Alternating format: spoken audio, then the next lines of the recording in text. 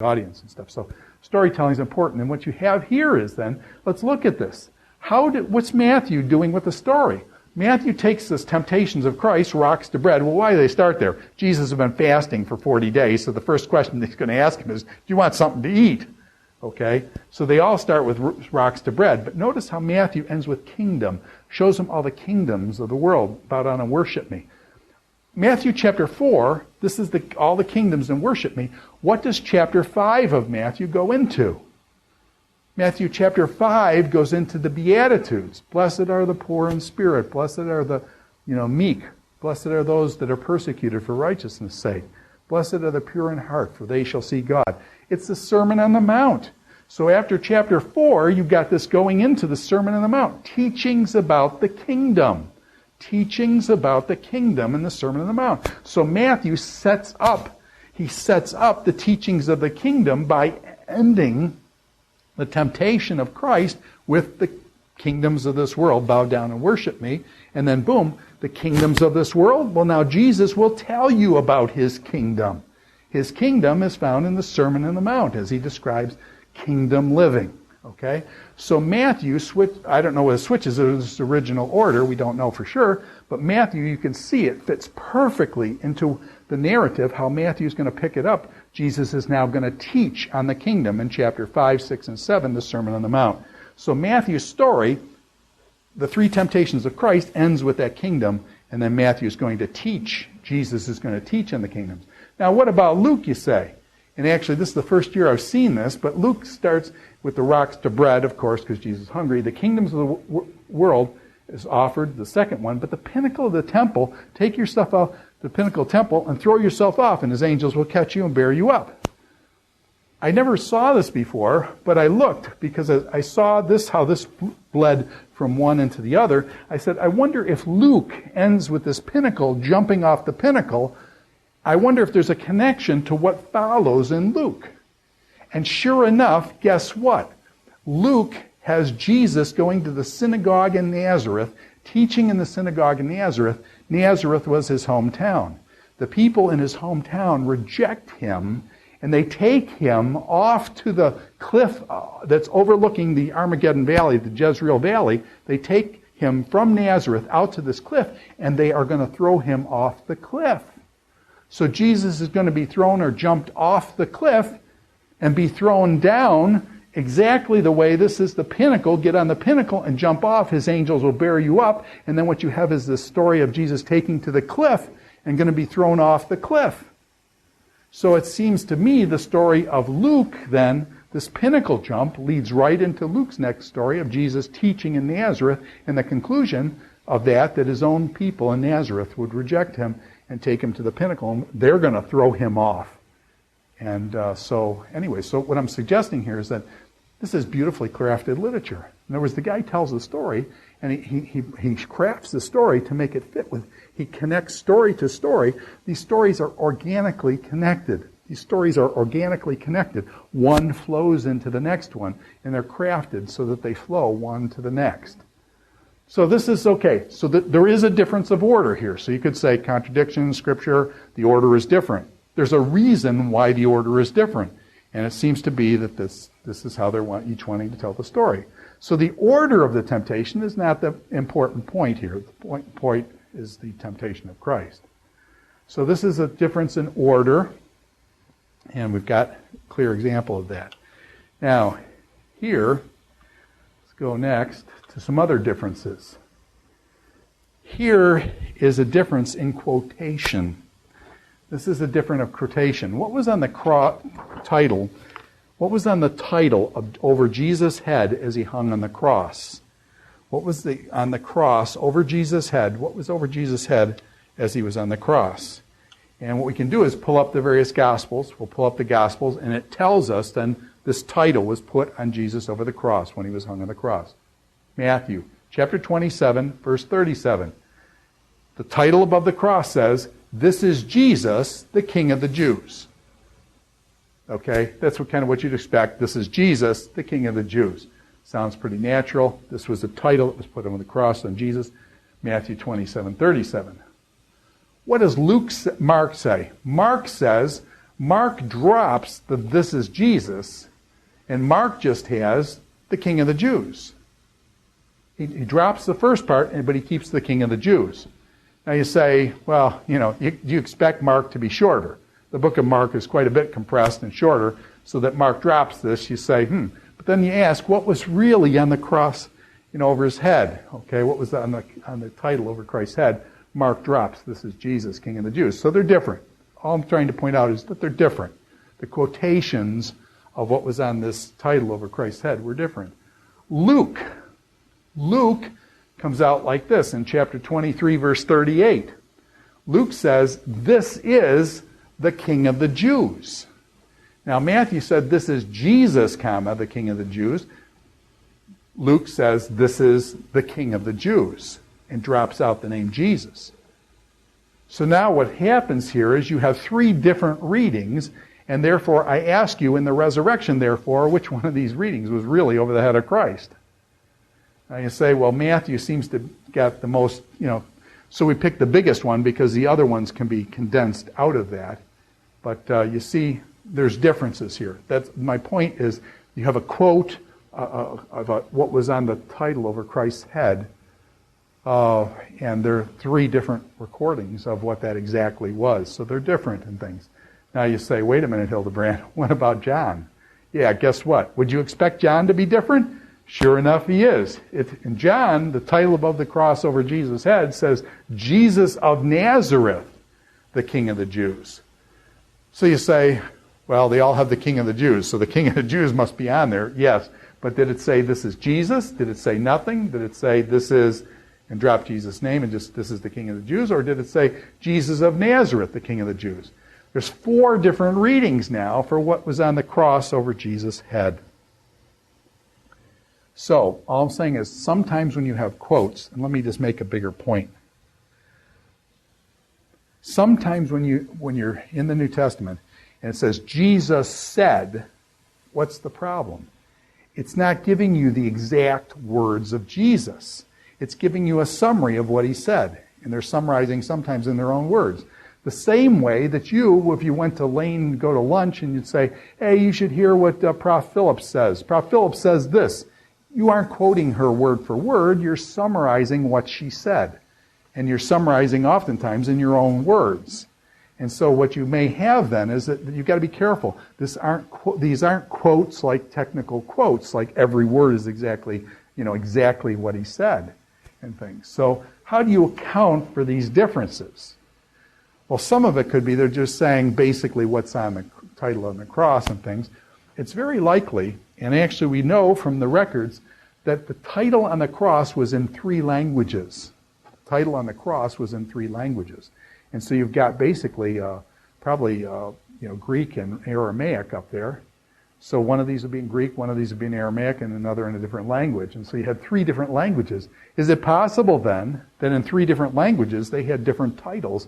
In other words, it wasn't word for word, and that in the different languages they had different titles. And so what you have here is each person then copied a different one of those languages up there, and the three different languages weren't the same. That's possible. Okay, that's possible. Okay, and so the three different languages with three different descriptions above the cross, that's possible.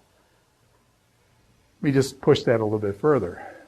When in your Bibles you have the red letter Bible, this is what Jesus said, and what Jesus said is in red letters. What's the problem with that? What language did Jesus speak in? Jesus spoke in Aramaic. Eloi, Eloi, lama sabachthani. Talitha kum, he says to the little girl, get up. Jesus spoke Aramaic. Our New Testament is written in what? Our New Testament is written in Greek. So what you have in the New Testament is a translation of what Jesus said. Jesus spoke in Aramaic to his disciples, okay? And what you have in the New Testament is a translation into Greek of what he said. And it's very possible, and it is likely if you've done any translation work, different translators translate things differently. Different translators translate things differently. And it's not whether one's right or one's wrong, it's just they translate it differently. So Jesus taught in Aramaic what we've got in the New Testament, so it's in Greek. And so you've got to make an allowance for that. I mean, they're not going to have, quote, exact quotes from Jesus because Jesus spoke in a different language. It'd be like somebody, speaking in Spanish, and then it gets translated into English. Well, different translators are going to translate it differently. And you say, this is what, Pablo says, and you quote him in Spanish, but you're quoting him in English.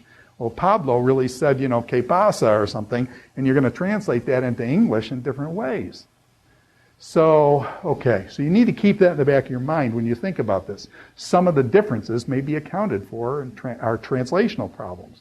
Some of them may be that the different languages are reflected in the translation, and then others may be the purpose of the writer. The purpose of the writer didn't need to do it a certain way or wanted to make a point with something and did it that way.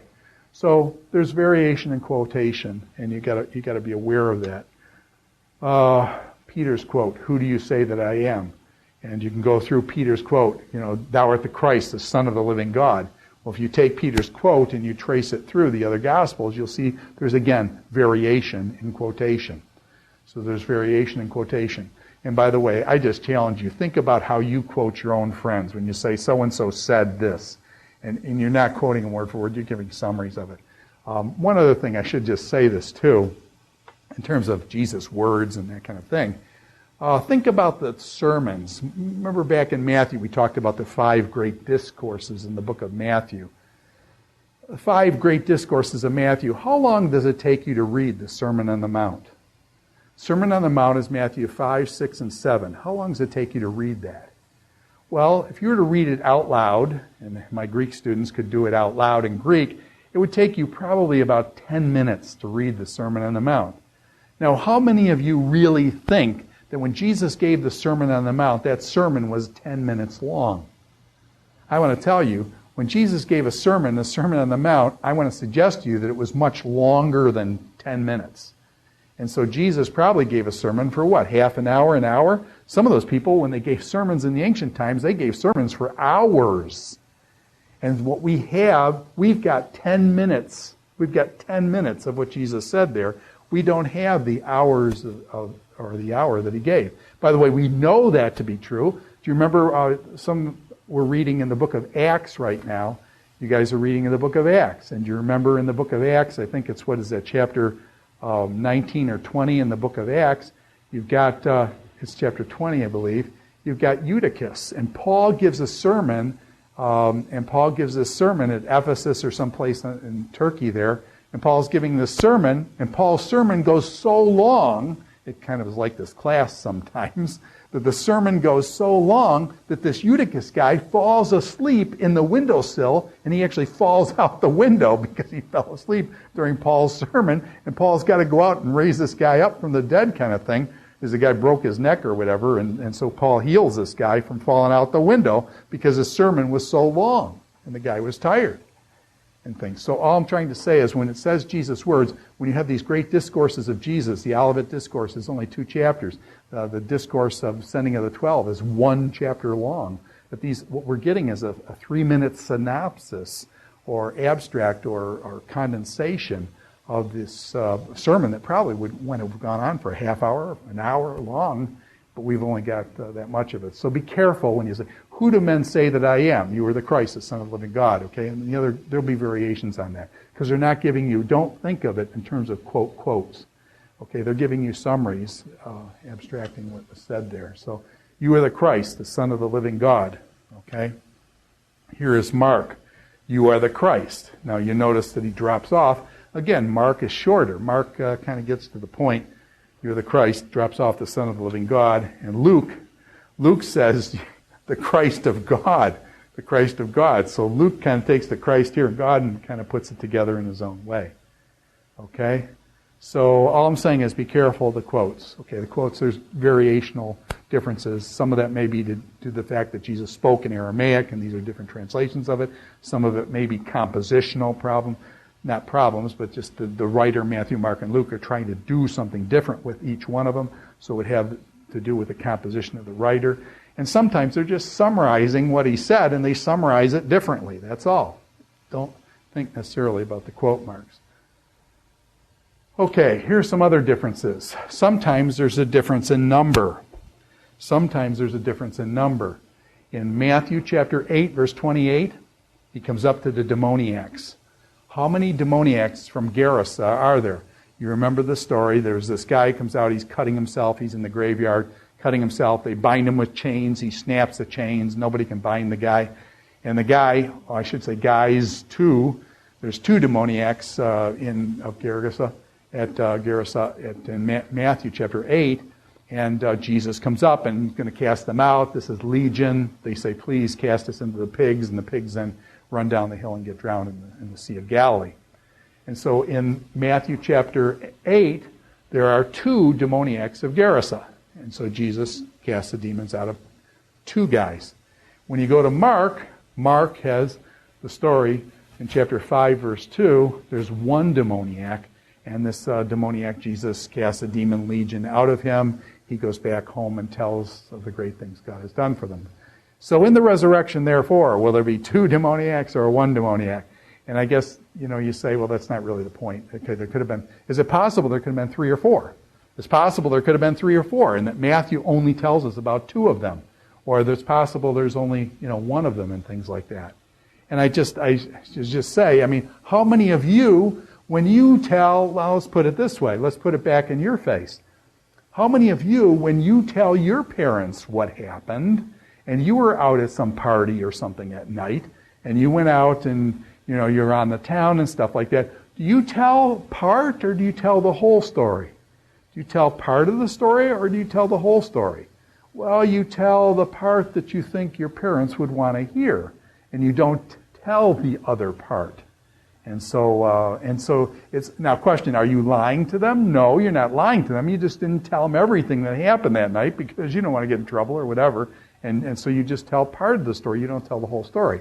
So it's possible that here we have a part-whole issue. He tells part of the story. There's two guys, and the other guy tells the story. There's one guy, and he's just not giving you the full story. There could have been three or four there. But he's just telling you, focusing on two. In the one case in Mark, he's focusing on one. Had a woman in the class this year, and she brought up the fact, she says, well, even as a parent, does a parent always tell their kids the whole story? And that's not true, too, that oftentimes parents tell the kids just part of the story, and the kids then, it's not appropriate for them to know everything that went on, say, in a certain situation. And I know I'm debating in my own head now, and our kids, normally my wife and I fight anybody who's married, you're going to know how to fight. My wife and I, usually when we fight, we made a practice not of fighting in front of our kids. So my kids have never really seen my wife and I really go at it and get into a conflict and things like that. Because we usually, when we fight, we go upstairs, close the door, and then we have it out. Or we do it away from the kids and things. And I'm debating now whether that was a smart thing to do or whether it was a dumb thing to do as a parent, okay? Is it good to show your kids how to resolve conflict and stuff and do it in front of them? Or is it good to, do it separately so that they don't see it? Well, then the impression is that maybe the parents don't fight. Well, my kids probably know better than that. But it just, I don't know, goes back and forth. One of the girls in the class this year said that in her family, her parents fought in front of her. And as a little kid, she always wondered, did I cause the fight? And so then she takes on a lot of the weight then is thinking that she caused it when it had nothing whatsoever to do with her. So you got to be really careful about those kind of things. But all I'm saying is, as parents, don't tell their kids everything that's going on. We're in financial difficulty or something like that. We don't lay those financial difficulties on our kids and things. And so it's inappropriate for them to know about certain things. And so, and kids, of course, and from your perspective as college students, you don't tell your parents everything either. And part whole kinds of things, number variation in this case, two demoniacs, one demoniac, part whole kind of things.